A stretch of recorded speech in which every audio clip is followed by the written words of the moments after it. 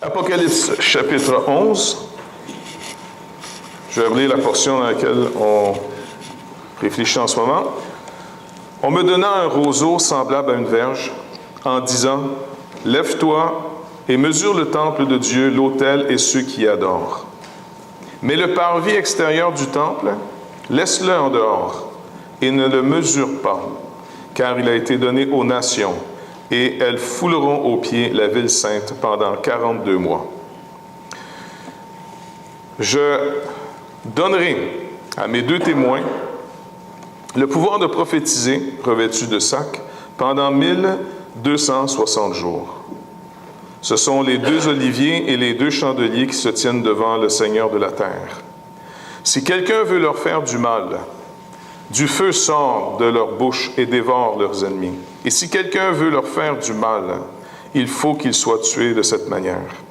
Ils ont le pouvoir de fermer le ciel, afin qu'il ne tombe point de pluie pendant les jours de leur prophétie. Et ils ont le pouvoir de changer les eaux en sang, et de frapper la terre de toute espèce de plaie, chaque fois qu'ils le voudront.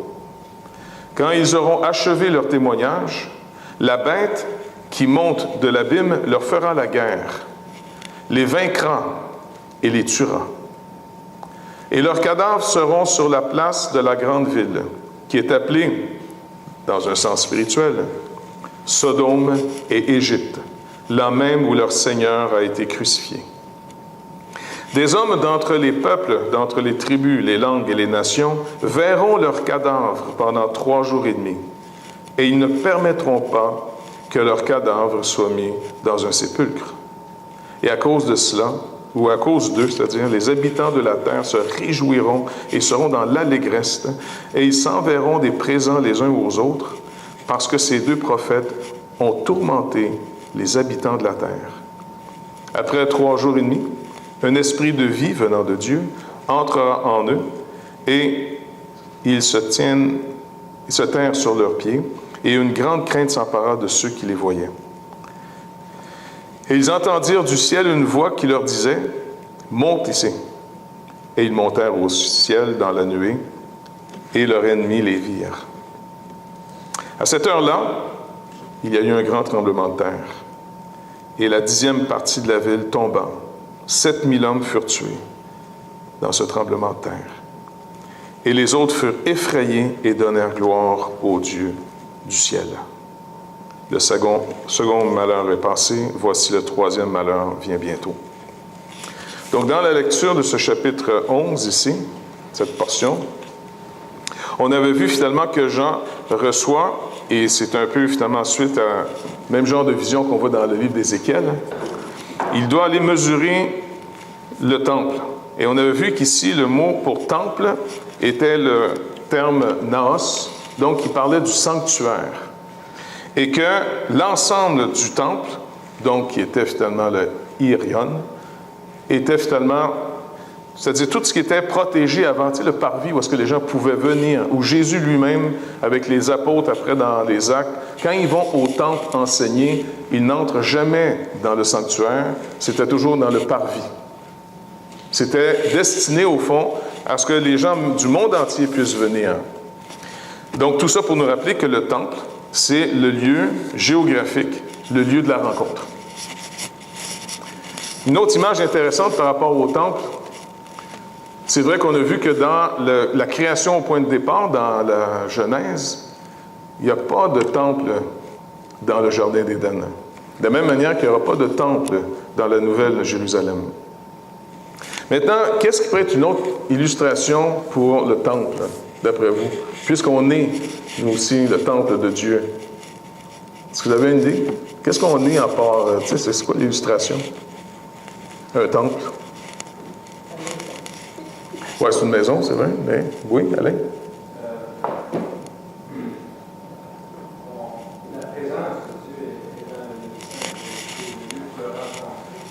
Oui, la présence de Dieu est dans le lieu saint, très saint même, oui. OK. Mais qu'est-ce qui pourrait être une autre image pour mieux comprendre le rôle du temple? L'Église, c'est vrai, mais en tant que... On va y arriver. Comment? Oui, la nature peut être finalement vue. Elle était au point de départ. Et même pour beaucoup dans le sens, les craignants Dieu, Paul rappelle que même la nature rend témoignage de ce Dieu créateur. Mais une ambassade dans un pays, c'est quand même... Finalement, il y a des ambassades au Canada. Et qu'est-ce que c'est une ambassade?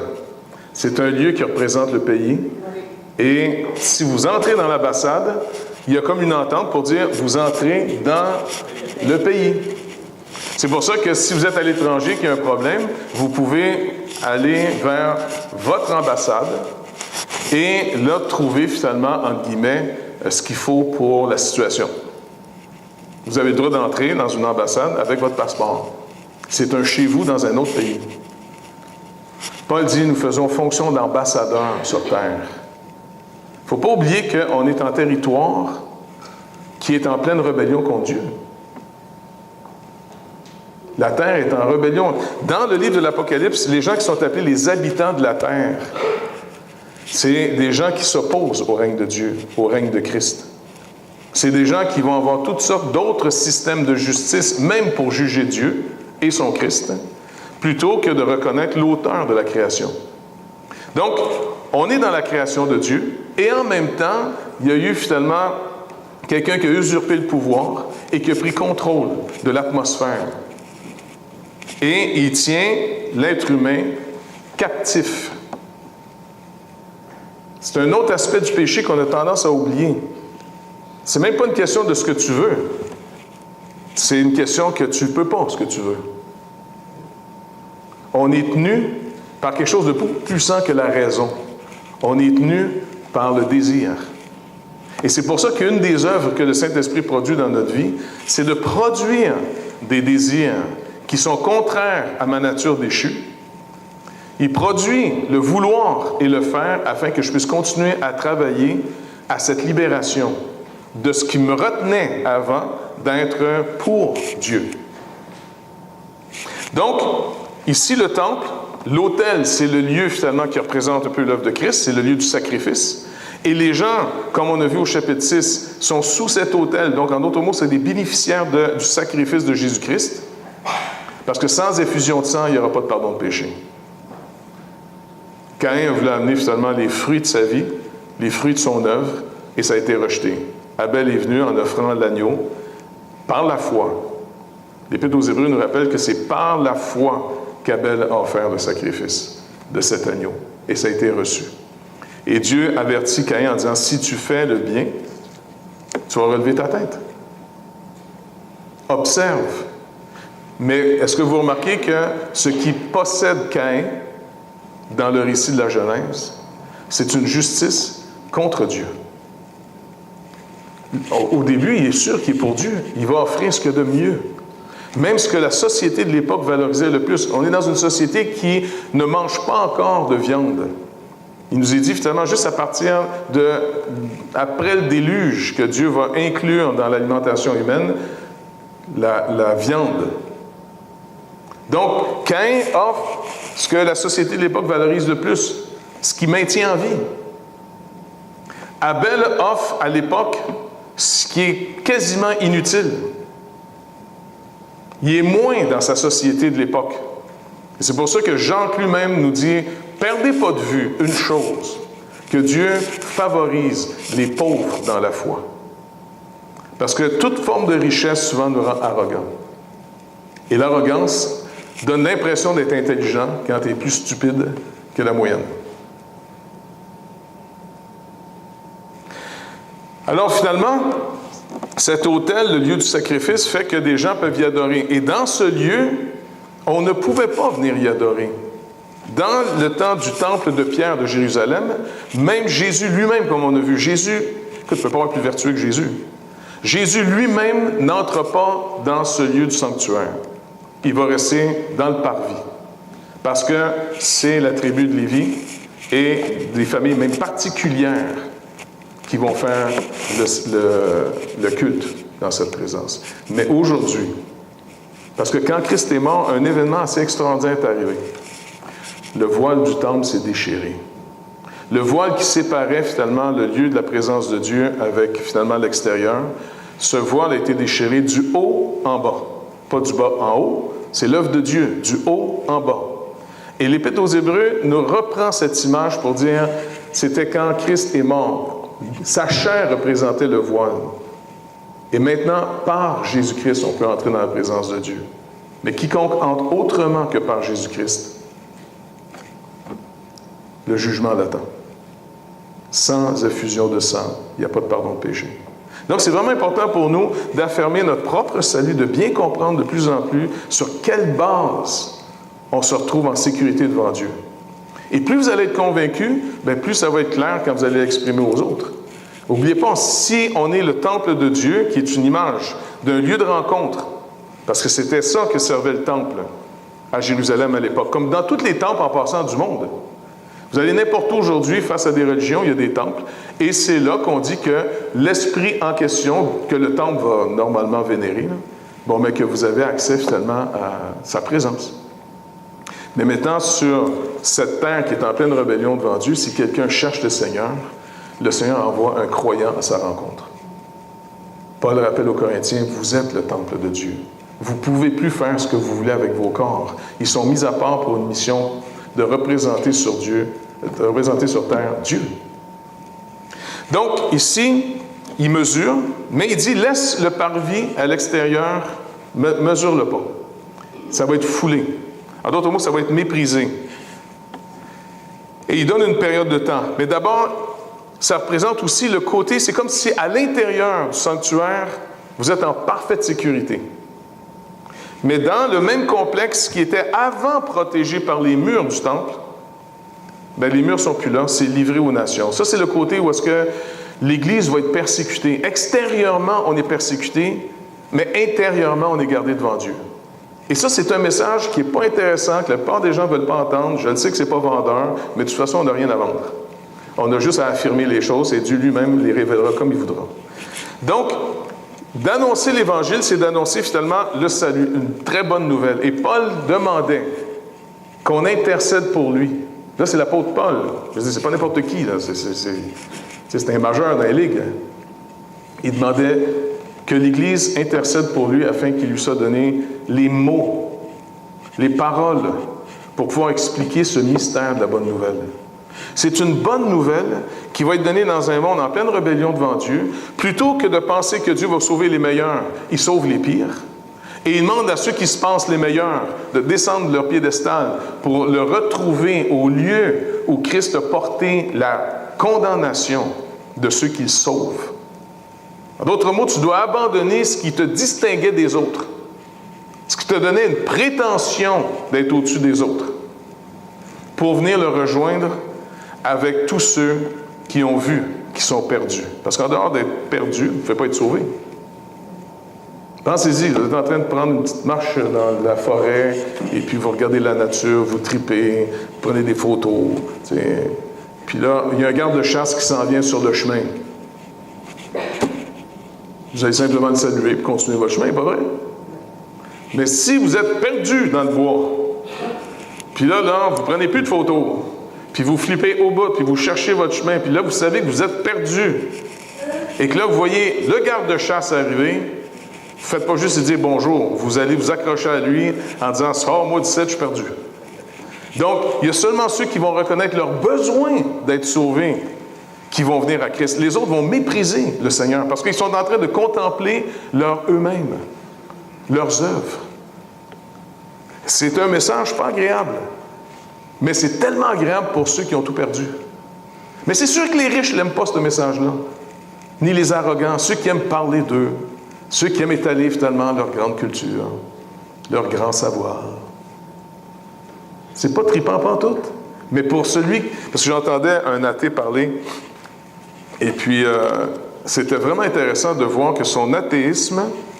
Vous savez que les athées ont eux aussi une bonne nouvelle à annoncer. D'abord, faites-vous-en pas avec la mort. Quand vous êtes mort, vous ne serez même pas là pour vous en apercevoir. Fait que, pour eux autres, c'est réglé. C'est la bonne nouvelle. Quand tu meurs, c'est fini. Mais comment tu vis Parce que le problème, ce n'est pas nécessairement la fin. Entre-temps, comment on vit? Alors, finalement, ce monsieur athée, qui était ministre de l'Éducation sous, je pense, M. Mitterrand, Luc Ferry, eh bien, il disait, non, il faut que les gens acceptent que c'est ça qu'on a à vivre, c'est tout. Puis en d'autres mots, ça me disait, profitez des bons moments. Puis là, quand je lisais son livre, je me disais, il faut vraiment être riche et arrogant pour dire une niaiserie pareille. Il doit être en train d'écrire son livre avec un petit canapé de caviar, un petit peu de champagne, en train de dire, ah, voilà cette vie. Alors, contentons-nous du caviar. Ça va? Mais tu dis quoi à quelqu'un qui voit son enfant en train de mourir parce que tu as des guerres injustes qui sont en train de se faire et tu es privé de tout et toute ta vie ne fait aucun sens? Tu n'es pas le petit Français qui est en train de manger son petit canapé avec, finalement, qui est riche à mourir et puis qui dit, non, vous voyez, il faut se contenter de ce qu'on a. Ben oui, le gros, t'en as plein, toi. T'es riche comme t'en peux plus. C'est pour ça que Jésus disait, même à son époque, vous riez aujourd'hui, vous les riches, mais demain, vous allez pleurer.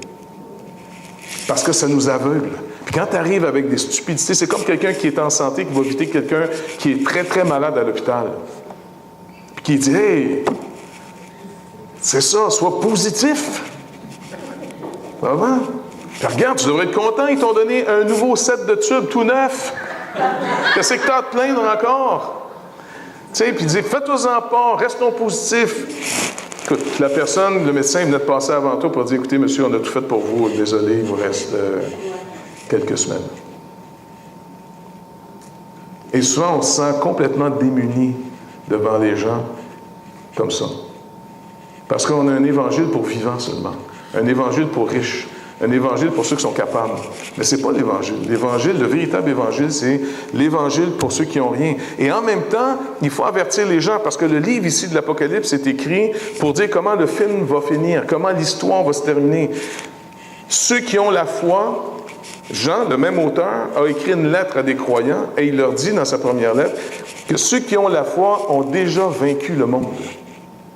Vous avez vaincu le monde si vous avez la foi en Christ, parce que vous savez comment on peut s'en sortir. Aucun idole que le monde adore, peu importe dans quel continent vous vivez, on a toutes des formes d'idolâtrie qui varient d'une place à une autre, mais c'est toutes sortes de moyens dans lesquels on espère pour dire qu'à la fin, j'ai réussi ma vie. Mais toutes ces idoles-là vont vous décevoir cruellement, parce qu'ils promettent beaucoup, et en passant, ils exigent beaucoup aussi. Mais quand le malheur vient, ils ne sont pas là pour le secours. Tandis que Christ va nous annoncer la vérité en partant. Quand c'est un chemin qui mène à la mort, dites-vous une chose, la mort ne se trouve jamais dans le chemin qu'elle trace. Elle se cache. Tandis que celui qui s'en va annoncer la vie, bien, il annonce d'abord la mort. Clairement. Celui qui s'en vient nous délivrer du poids de la condamnation qui repose sur nos épaules, nous dit d'abord de quoi il va nous pardonner. Il fait ce qu'on dit un vrai diagnostic. Il passe au travers de toutes les apparences pour aller directement au problème, pour nous identifier le vrai problème. Et c'est pour ça que, sans repentance, quelquefois tu te demandes, OK, attends une minute, tu t'es converti, entre guillemets, à quoi? Tu crois en quoi, là? Ah, je crois en Jésus. OK, c'est bien. Mais Jésus, définis-moi ce que tu penses croire du Seigneur. Et là tu as des interprétations assez variées. Ici, l'auteur est en train de nous dire, vous allez être gardés, vous qui avez mis votre confiance en Christ. Mais vous allez être gardés dans un monde qui va tout faire pour vous détruire. Parce qu'après, il va donner un autre exemple. Il passe du temple, 42 mois, et là, après ça, il s'en va parler finalement de témoins. Un autre 42 mois, mais là en jour. Et ces deux témoins vont prophétiser. Et à quoi ils ressemblent? Quand vous lisez rapidement là, la description de ces deux témoins, ça vous rappelle quoi dans l'Ancien Testament? Élie, à cause qu'il avait arrêté de... Il n'y avait pas plu pendant... Oui, Élie, c'est vrai, il a prié qu'il y ait de la pluie. Oui. Les deux oliviers, les deux chandeliers qui sont repris peut-être dans le livre de Zacharie. Donc, c'est l'histoire des prophètes et de la loi. Moïse et Élie. Et quand ils étaient sur le mont qu'on appelle de la transfiguration, Vous rappelez, il y avait Pierre, Jean et Jacques qui étaient là. Et Jésus s'est comme transformé, ou je sais pas, illuminé d'une manière un peu particulière. Là. Et ils ont vu devant lui, devant Jésus, Élie et Moïse. Et ils s'entretenaient en ce qui concernait son exode, sa sortie, la loi et les prophètes. Et au travers de toute l'histoire du peuple de Dieu, le peuple de Dieu s'est toujours trouvé une minorité dans une majorité. Beaucoup peuvent se dire du peuple de Dieu, parce qu'on peut l'être, parce que mon défi personnel, je ne sais pas si ça a été comme ça pour vous autres, mais quand rendu à un certain âge, dans mon adolescence, tu te poses la question, c'est croire en Dieu. OK, croire en Dieu. Parce que la société, à mon époque, à l'école, on offrait 2 options. Avant, il y en avait quasiment juste une. Mais moi, à l'époque où je suis arrivé, on présentait encore une fois le chemin de Dieu, de Jésus-Christ. Et puis de l'autre côté, quand j'allais dans mes cours de biologie et les autres cours, on m'offrait le chemin de l'évolution. OK. Dieu, nature. Espérance en un Dieu qui a fait une œuvre. L'espérance que l'évolution, à un moment donné, va faire de nous autres du monde intelligent. Chose j'en sais. Et là, tu es devant un choix. Et en passant, mon professeur de biologie, que j'appréciais beaucoup parce que j'aimais beaucoup cette matière, ben pour lui, c'était complètement ridicule de croire en Dieu. Ça, on leur dit, écoutez, vieillissez, là. C'est fini de croire aux petites licornes et puis tout ça, là, tu sais. La vraie vie, là, c'est l'évolution, la matière, ce que tu vois, ce que tu mesures. Et puis, tu sais, puis quand tu es jeune, tu es vraiment impressionné. Là, après ça, tu allais dans ton autre cours, enseignement religieux. Puis le drame avec le cours de l'enseignement religieux, en tout cas, 1 ou 2 années que j'étais là, le prof, il était plate et il avait l'air insignifiant. Donc, vraiment, il incarnait malheureusement très mal les valeurs du royaume de Dieu. Tu comprends? Il avait tellement l'air nul.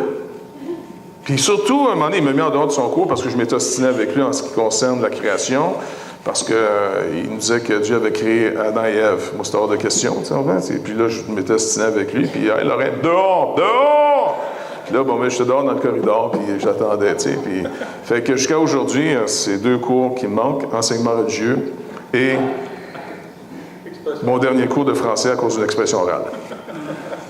Mais quand tu commences à voir des drames, parce que les gens meurent autour de toi. Il y avait un gars qui est mort, qu'on avait vu, que je voyais le vendredi, parce que la petite gang se rassemblait entre les 2 écoles, il y avait un parc. Et puis, le lundi matin, on arrive à l'école, on nous annonce que le gars est mort. OK, il est mort. Attends, il était là vendredi. Là, il n'est plus là. Il est où, là? Là, c'est le fameux « où ». Il est où? Il existe-tu encore? Il n'existe plus. Fait que, tu vas t'informer. Si je vais voir mon professeur de biologie, il va dire, bien, casse-toi pas la tête, il n'est plus là. Ça n'existe plus. C'est de la matière qui retourne à la matière. C'est fini. Je veux dire, OK. Si je veux avoir un petit peu plus d'encouragement, je vais voir l'aumônier. Là, il est avec Dieu. Il est avec Dieu. Ouais, mais c'est parce qu'il n'était pas vraiment gentil. Il me semble que Dieu se souvient qu'il est gentil. Il n'allait pas... Ah, non. Tu sais, mais là, tu as un choix à faire. Mais mon vrai dilemme, c'était... Qu'est-ce qui me dit que moi, là, ici, sur le territoire canadien, je suis dans une culture chrétienne, qu'est-ce qui me dit que moi, je crois dans le vrai Dieu? Si je serais né finalement dans un pays musulman, j'aurais une autre option. Si je serais né finalement en Inde, là, j'aurais plusieurs options. Je veux dire, qu'est-ce qui me dit? Il est venu avec le pays. Fait que comment je peux savoir si le Dieu dans lequel on me dit que c'était le bon, même si on l'appelle le bon Dieu, bien, comment je peux savoir si c'est le vrai? Et se poser des questions, c'est pas agréable des fois. Surtout si tu veux des vraies réponses. Et là, ça a commencé à être une recherche. Et dans sa bonté, vraiment, le Seigneur est venu me visiter d'une manière incroyable. Mais mon dilemme, c'est que si c'est le vrai Dieu et qu'il a donné son Fils, d'abord, l'histoire de la Trinité, c'était assez mêlant aussi. Il y a un Dieu. Et ce Dieu est 3 subsistances. Mais là, ça, au début, tu sais, sont-tu 3, sont-tu seul, il est tout seul, ou il fait... Non, c'est... Puis là, c'est bon, OK, tu sais, t'acceptes qu'il... Mais ça se comprend pas tellement bien. Mais en même temps, ce qui était le plus troublant, c'est que je me rappelais le message qu'on entendait régulièrement. Jésus est venu sauver le monde. Mais quand tu regardes le monde, après 2000 ans d'être sauvé, je trouvais pas qu'il était bien sauvé. Tu sais, c'est comme si je dis, écoute, Seigneur, je ne sais pas si tu t'en es aperçu, là, mais il faudrait que tu viennes faire un tour sur terre pour réaliser que l'œuvre de ton fils, ça a l'air que ça n'a pas marché. Parce que, je veux dire, on était en pleine guerre froide à l'époque, là, et puis on ne savait jamais quand est-ce qu'une bombe atomique nous tomberait sur la tête. Sans un livre comme l'Apocalypse, qui est écrit à cette Église, et ceux qui marchent vraiment pour vrai avec le Seigneur sont persécutés, sont en train de tout perdre. Ils sont en train de tout perdre, et il faut que tu leur donnes de l'encouragement. Dis, écoutez, dans le sanctuaire, vous êtes gardés. Mais ne soyez pas surpris que le parvis, votre vie extérieure, vous risquez de tout perdre. L'apôtre Paul va le dire différemment à certaines églises qu'il a fondées. Il rappelle, parce que les croyants qui l'entendaient lui dire la bonne nouvelle de l'œuvre de Jésus-Christ, Paul, là, quand tu l'écoutais parler, là, était très enthousiaste, c'était très clair ce qu'il disait, mais en même temps, d'après vous, quel genre de personne vous aviez devant vous?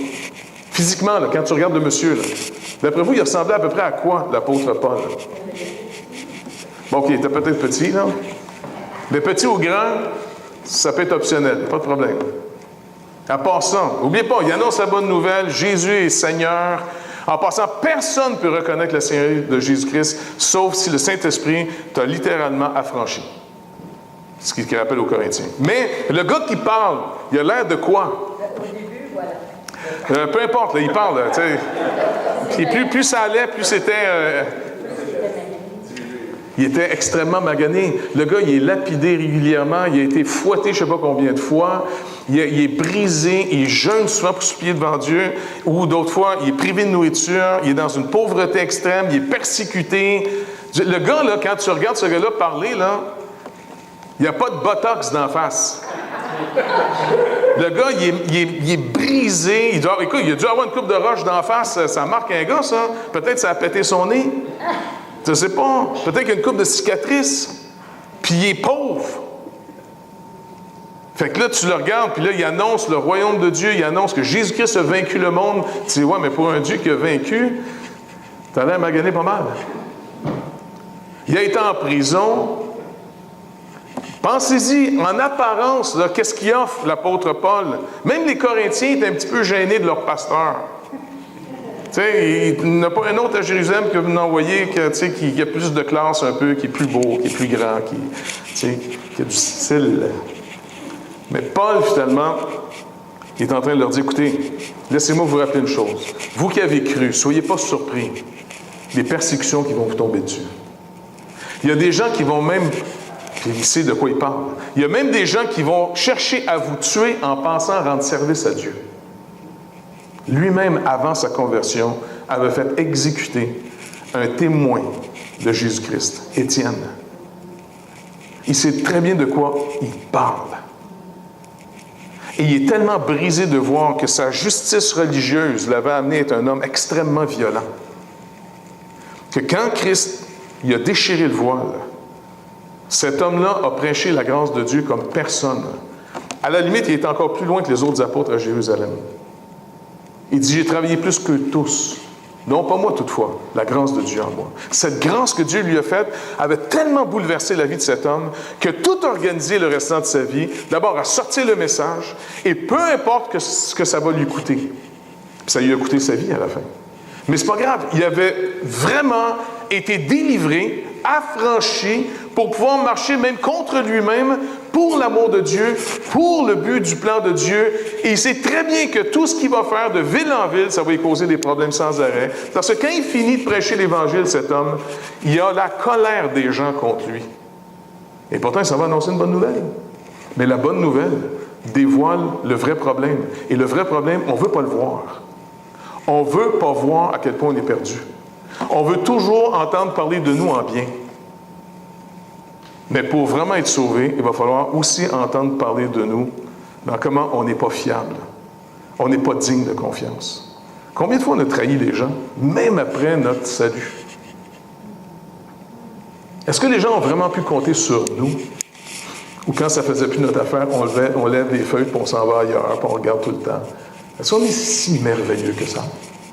Même certaines assemblées étaient plus dignes de nous. Pour qui tu te prends? réveille-toi, et Christ t'éclairera. Mais la bonne nouvelle, c'est encore une fois, il est venu aimer ce qui n'était pas aimable. Maintenant, on est... Oui, mais Seigneur, c'est tout. Le Seigneur, avant de partir, qu'est-ce qu'il nous dit? Tournez avec moi dans Jean, on va conclure avec ces deux passages. Jean au chapitre 15. N'oubliez pas, on est à partir du chapitre 13, le dernier repas. C'est finalement la Pâque que le Seigneur mange avec ses disciples. Il leur donne toutes sortes de recommandations. C'est comme un peu son testament qu'il est en train de leur faire. OK? Et au chapitre 15, verset 18, il nous est dit ici, « Si le monde vous hait, sachez qu'il m'a haï avant vous. Si vous étiez du monde, le monde aimerait ce qui est à lui. Mais parce que vous n'êtes pas du monde, et que je vous ai choisi du milieu du monde, à cause de cela, le monde vous hait.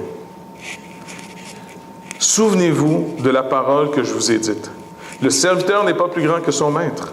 S'ils m'ont persécuté, ils vous persécuteront aussi. S'ils ont gardé ma parole, ils garderont aussi la vôtre. » En d'autres mots, comment les gens vont réagir maintenant, au travers de toute l'histoire de l'Église, pour ceux qui ont fidèlement annoncé la bonne nouvelle, s'ils auraient persécuté le Seigneur, ils vont vous persécuter. S'ils auraient écouté le Seigneur, ils vont vous écouter. On va être associés à lui. Mais ils vous feront toutes ces choses à cause de mon nom, parce qu'ils ne connaissent pas celui qui m'a envoyé. Si je n'étais pas venu et que je ne l'eusse point parlé, ils n'auraient pas de péché. Mais maintenant, ils n'ont aucune excuse de leur péché. Là, spécialement la génération du temps de Jésus. Jamais personne a agi et parlé comme lui. Jamais. En passant, c'est très encourageant. Parce que combien de fois on peut être découragé de voir que les gens, on dirait, sont bouchés, ils comprennent rien quand tu leur annonces l'Évangile. Tu te dis, coudonc, c'est-tu moi qui fais une mauvaise job? Puis là, on essaie de prendre toutes sortes de méthodes. Tu sais, on dit, écoute, c'est fait qu'on communique mal. S'il y en a un qui communiquait bien, c'était bien le Seigneur Jésus. Même la police du temple, quand ils ont été pour l'arrêter, vous vous rappelez, ils sont envoyés pour aller arrêter Jésus, mais il était en plein discours. Les gars n'osent pas le déranger parce que la foule l'aime, donc ils ne veulent pas se faire lapider par la foule, tu sais, lyncher.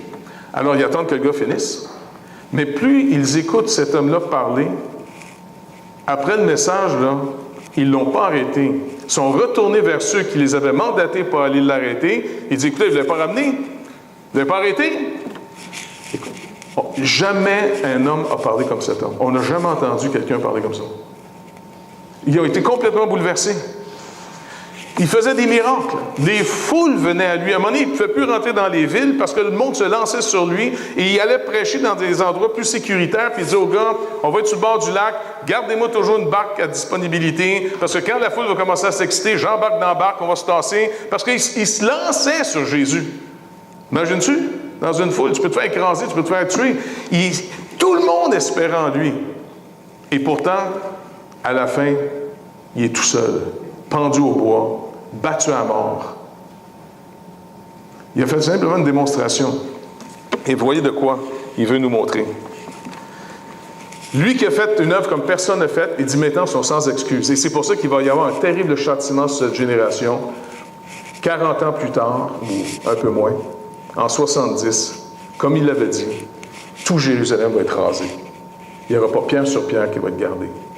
Et c'est un des temps de détresse les plus intenses qu'Israël n'a jamais connu de toute son existence. Il leur a dit, parce que tu n'as pas connu le jour de ta visite, le jour de ta paix. Il continue en leur disant, celui qui me hait est aussi mon Père. Si je n'avais pas fait parmi eux des œuvres que nul autre n'a faites, ils n'auraient pas de péché. Mais maintenant, ils les ont vues et ils ont haï, et moi et mon Père. Mais cela est arrivé afin que s'accomplisse la parole qui est écrite dans leur loi. Ils m'ont haï sans cause. Est-ce que vous réalisez finalement qu'il est en train de mettre en évidence qu'on l'a haï sans raison, sans cause? Et quand il parle du « ils », ils m'ont haï, c'est le peuple. Il parle de qui au singulier? Dieu. Et quand on commence à réaliser que tout ce que Jésus dit, ça fait référence à celui dans l'Ancien Testament qu'on appelle l'Éternel, le seul unique Dieu, alors on a la visite de Dieu en personne.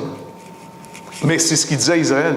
C'est ce qu'il rappelait sans arrêt. Vous n'avez jamais voulu que je règne sur vous. Jamais. Vous voulez rester les dieux de vos vies. Et c'est pour ça que vous allez périr. Si Israël a péri, est-ce que vous pensez finalement que notre pays, se moquant du Seigneur, va s'en tirer à bon compte? Il n'y a pas une nation qui s'en est tirée à bon compte lorsque, surtout, ils se sont soulevés contre lui, malgré tous les bénéfices. Pensez à tous les bénéfices que l'Évangile, que ça, même socialement, ce que ça a produit au milieu de nous. Et de rejeter ça, c'est d'appeler les ténèbres et le chaos. Et ça va être terrible. Donc c'est pour ça, on va continuer à supplier le Seigneur, mais il ne faut pas être surpris que les gens disent non. C'est pour ça que je ne suis jamais surpris quand les gens vont dire « je ne veux rien savoir ». Pas de problème. On va continuer à prier, on verra ce que Dieu va faire. Parce que Dieu peut sauver des imbéciles. J'en suis la preuve. Non, c'est vrai. Puis il y en a peut-être quelques autres qui s'ajoutent à ma gang, tu sais.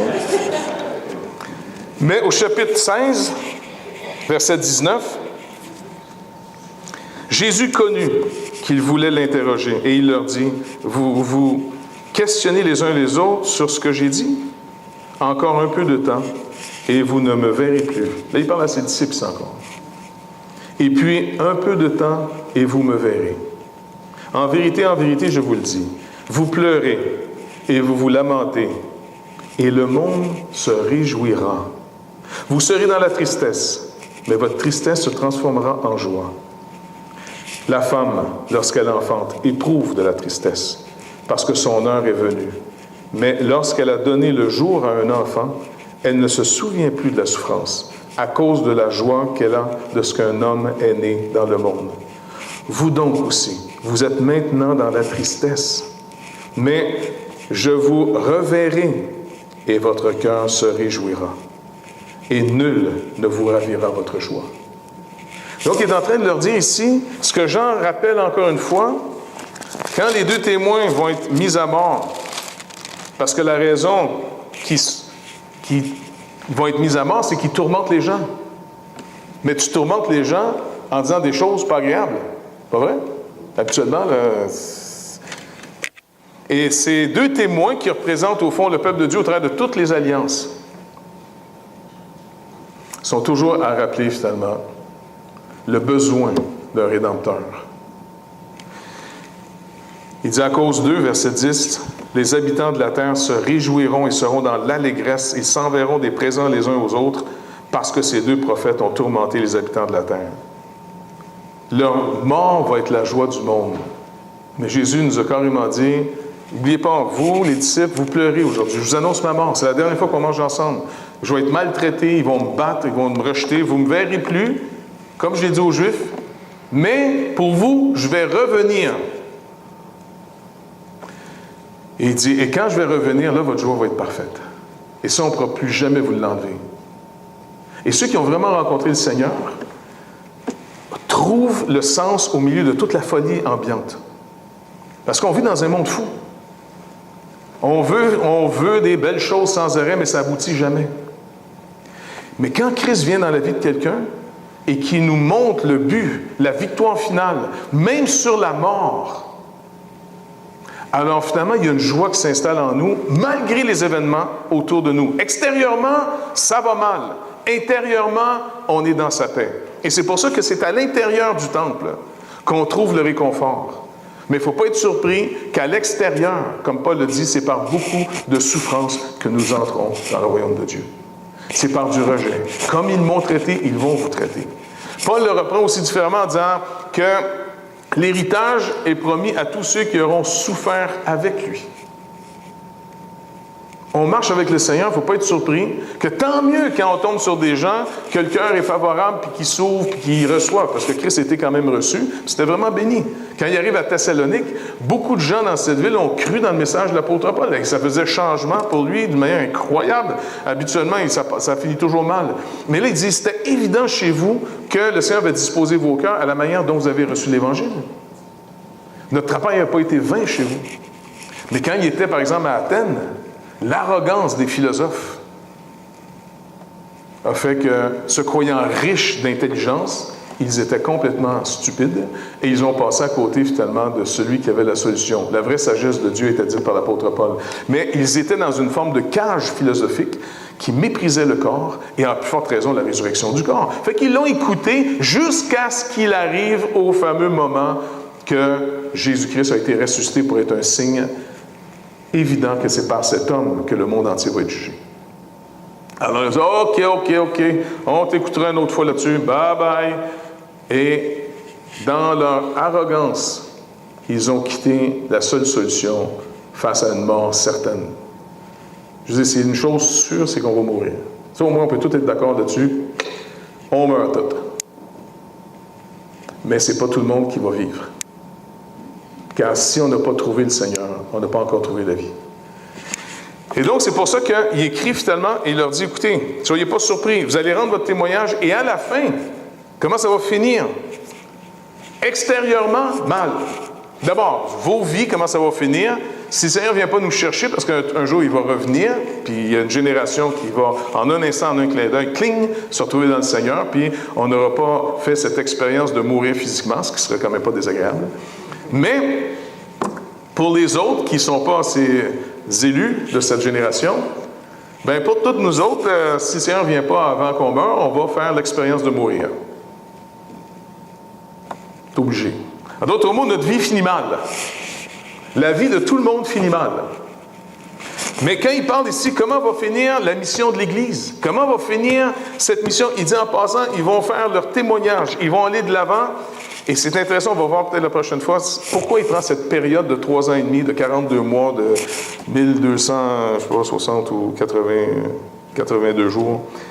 On va voir ça plus tard, il y a d'autres passages vraiment intéressants là-dessus. Bref, il nous dit quand même qu'à la fin, l'Église, qu'est-ce que Dieu va permettre pour l'Église, qu'est-ce qui va arriver au monde? À la fin de nos témoignages, l'Église va de l'avant, on évangélise le monde entier, on manifeste la compassion de Dieu, on bâtit des hôpitaux, on bâtit des écoles, on soigne, on nourrit, on va de l'avant. Comment ça va finir? Pire que ça. On va vous le dire. Regardez, vous avez manqué le punch, c'est trop le fun, vous savez comment ça va finir.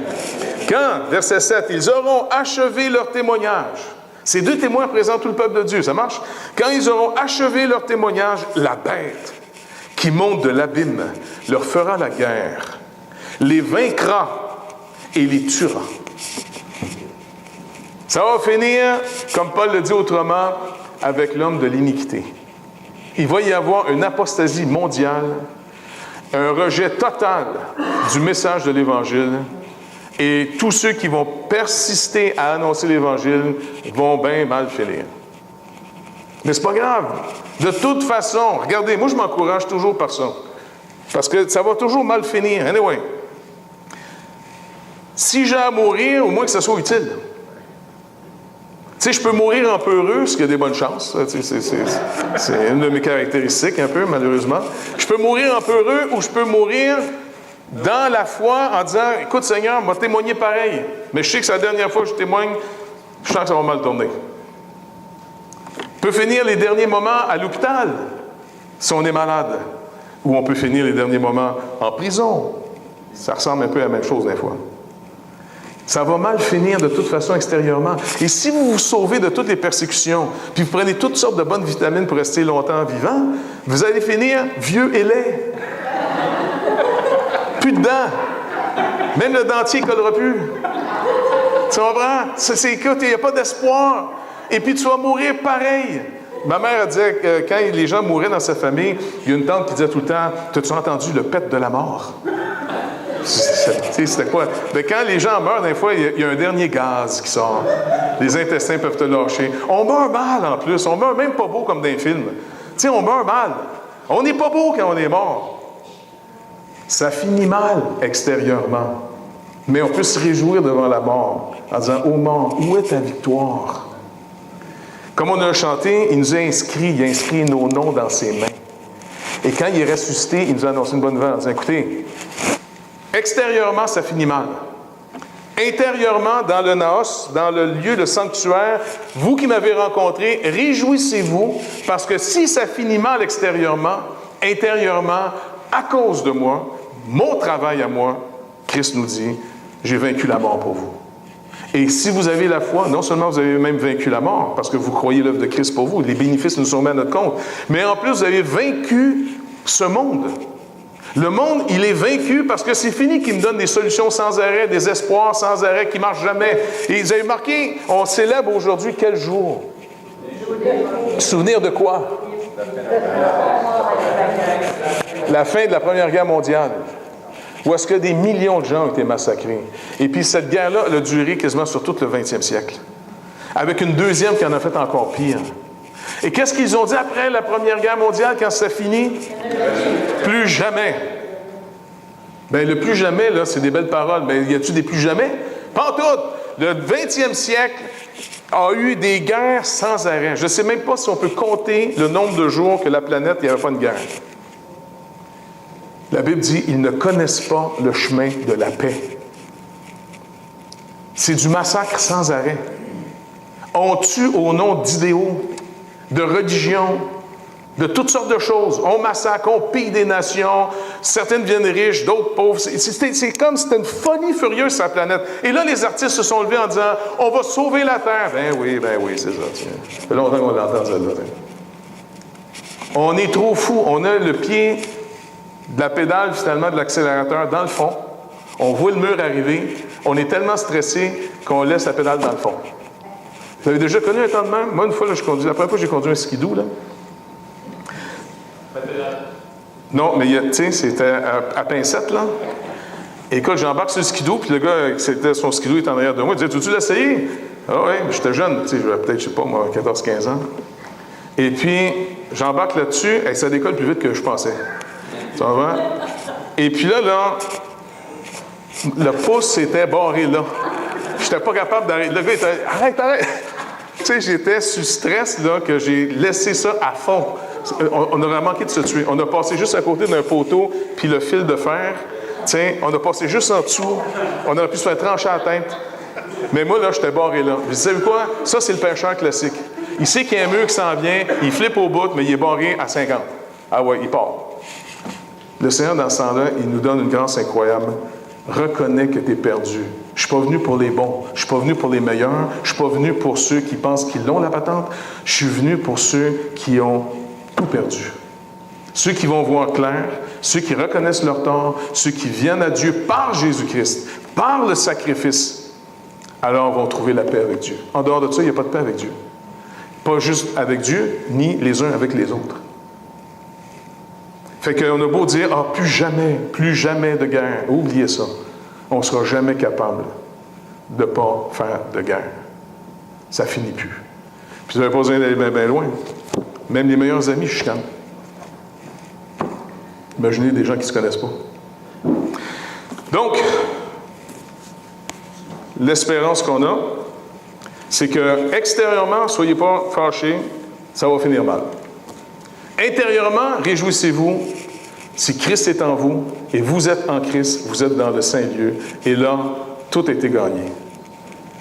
Que sa joie soit en nous et qu'on puisse aller annoncer une bonne nouvelle aux gens qui ne comprennent peut-être pas pourquoi on est joyeux face à un désastre aussi grand, mais on a connu celui qui a vaincu pour nous la mort, le péché, la destruction et un juste jugement de la part de Dieu. De toute façon, on manifeste à tous les jours qu'on est digne. On détruit la terre. Et il y a un jugement qui est marqué un peu plus loin, que Dieu va détruire ceux qui détruisent la terre. C'est un des joyaux les plus spectaculaires qu'on connaît de tout ce qu'on connaît dans l'univers à date. S'il y a d'autres planètes comme la Terre ailleurs, je ne sais pas, mais aussi loin qu'on peut voir en ce moment, il n'y a rien comme la Terre. Et on vit comme des fous. On est en train de se tuer, mais on n'est pas capable d'arrêter. Mais il y en a un qui est venu dans ce monde.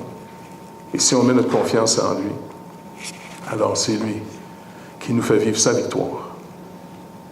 Notre Créateur a osé penser à nous autres. Et puis, il a réglé le problème. Fait que Seigneur, merci.